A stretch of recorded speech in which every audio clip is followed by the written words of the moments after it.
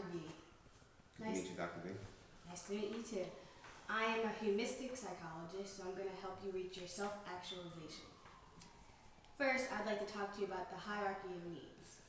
With the hierarchy of needs, there's a sociologic need, which is like your food and water that you need to complete. Once you complete that, you can complete your next step, which is safety needs, which means your insecurities or your securities. Then you fill your love needs, be loved with mothers and relationships and just love in general.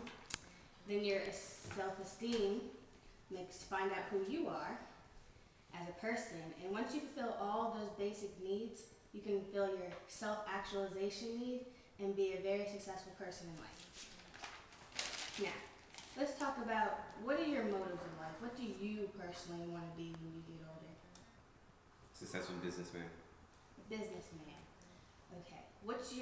There's a drive there's a drive that you have, and it's called an incentive. What's your drive to become a businessman? To be able to control the outcome of profits and margins and able to be successful and grow my business. So you like control. Okay. The Freud psychoanalytical point of view of wanting control is that maybe as a child you were stuck in this anal fixation, and which means you were either really tidy or you were either messy. Either way, it can mean that you are now really in control, wanting to be clean, everything be precise, just on schedule, and that's not a bad thing. That's good if you want to be in the business world. But what are some intrinsic motivation? And when I say intrinsic motivation, it's motivation that's personally for you. It's not for anyone else. Just Respect. I want my colleagues, and not only my colleagues, but my employees to have respect for the things I'm doing to build the business. okay. What are some intrinsic motivations? Motivations as of being better than the next person, money, things like that. What is From a competitive nature, to be number one, to control my destiny, and two, financial gains. okay?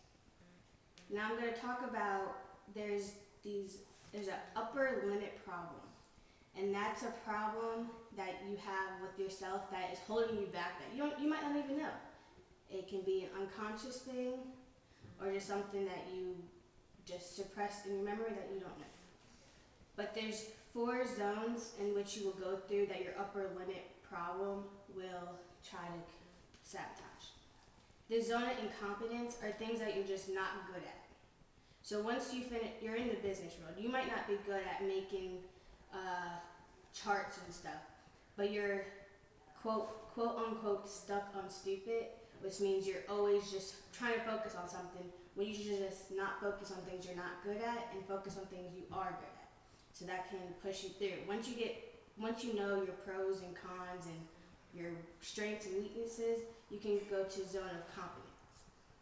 And that is when you're good at things, but there's others who are better than you. Right. So once you realize that, it pushes you and it gives you a drive to work harder, but you're on the right track of getting to where you need to be. Then you get to your zone of excellence in your business field is when you're extremely well at what you do. Everyone knows that you are good at it. But then your ultimate goal to reach your self-actualization and to be extremely successful will be your zone of genius. That's your ultimate path of success, and that's your life satisfaction, is when you're satisfied as a person. Now, the things that trip you up throughout these zones are the upper limit problems. It can be guilt, just feeling guilty of maybe being better than others. Do you have any guilt of maybe being the only person going to college in your family or anything? Or Somewhat. During the time I was attending college, it was a lot of issues between myself being in the position of being higher educated and my parents not allowing me to speak of it to my peers or to my siblings. and then you had to have a deflection where you had to hide your happiness in a way? Or? Basically, I couldn't really talk about how well I was doing in school. Now, there was achievements that were made, but it was kind of deflected or spoken about in different ways where it wasn't celebrated. So I internalized it. That's very good how you reached it. So now we know the problem and we can go onwards from it.